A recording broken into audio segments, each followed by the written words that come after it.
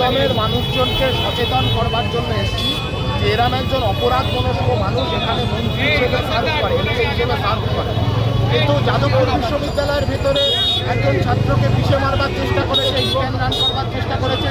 যে কোনো দিন তো দমদমের বুকে গাড়ি চালিয়ে যে কাউকে মেরে দিতে পারে। দমদমের মানুষকে সজাগ করার জন্য সৃজনকে ডেকে পাঠিয়েছে।